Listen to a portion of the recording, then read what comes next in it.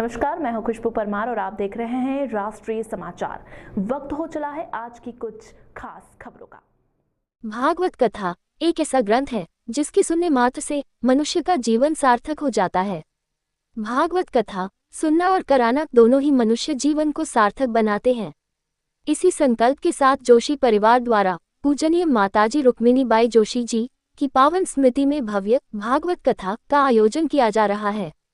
ये दिव्य कथा 14 नवंबर से 20 नवंबर तक इंदौर के नेहरू नगर स्थित रोड नंबर 9 पर बिजासन माता मंदिर अमृतधाम परिसर में आयोजित की गई है। भागवत कथा के प्रथम दिवस भव्य शोभायात्रा का आयोजन किया गया, जिसमें सैकड़ों की संख्या में धर्म प्रेमी जनता शामिल हुई। कथा का वाचन प्रसिद्ध कथावाचक पंडित राहुल दुबे जी कांटा फोर सुरमैया वाले के मुखारविंद से किया जाएगा।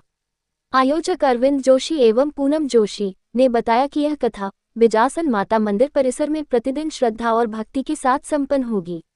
उन्होंने शहर के सभी धर्मप्रेमी नागरिकों से विनम्र अपील की है कि अधिक से अधिक संख्या में पधारकर भागवत कथा का लाभ लेकर अपने जीवन को धन्य बनाएं और धर्म लाभ अर्जित करें।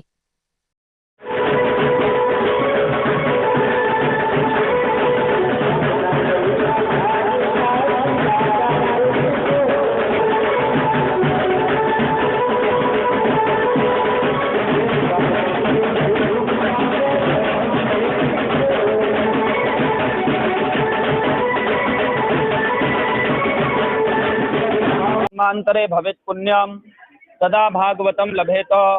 आज हमारी पूजनीय माताजी रुक्मिणीबाई जोशी की स्मृति में उनके सुपुत्र ने श्रीमान अरविंद जी जोशी की ओर से नेहरू नगर 9 नंबर रोड पर बिजासन माता मंदिर में श्रीमद् भागवत महापुराण का आयोजन हुआ है और भगवान उनकी मनोकामना पूर्ण करे। ये तो कृपा है भगवान की जो भागवत का आयोजन होता है। जननी जंजय भाग्यवान या दानीय शूर और नीतोरी जो भांजनी मति गवाजो नूर। सौभाग्य की बात है कि जोशी परिवार में श्रीमद् भागवत महापुराण का आयोजन हुआ है और भगवान की कृपा उन पर इसी प्रकार बनी रहे।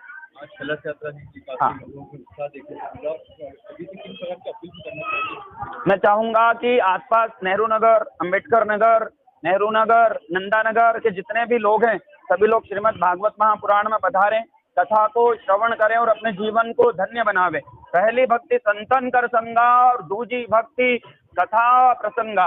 या तो आप संतों की सेवा करो, संतों की सेवा यदि आप नहीं कर पाओ तो कथा श्रवण कर लो। कथा के माध्यम से जीवन में सुधार आता है। जैसे जब लोग राम की कथा सुनते हैं तो सुनते हैं, समझते हैं कि राम जैसा पुत्र हो जिसने अपने पिता के एक कहने पर पूरी अयोध्या का निष्कंटक राज्य त्याग के और वनवास को चले गए। पत्नी कैसी हो, कथा के माध्यम से जीवन में सुधार होता है। भाई कैसा हो, भरत की तरह जो अपने बड़े भाई की गादी पे नहीं बैठा। पत्नी कैसी हो, सीता की तरह जो गर्भवती होने पर एक राजा की बेटी थी, एक राजा की बहू, एक राजा की पत्नी होकर और गर्भवती हुई और त्यागी गई, तब अपने सतीत्व की रक्षा करने के लिए वनवास में जाके रहने लगी, अपने पिता के यहाँ नहीं गई।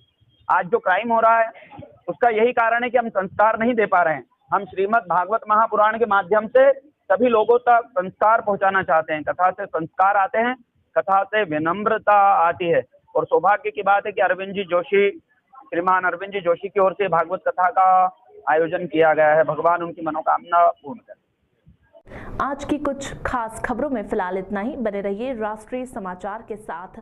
नमस्कार।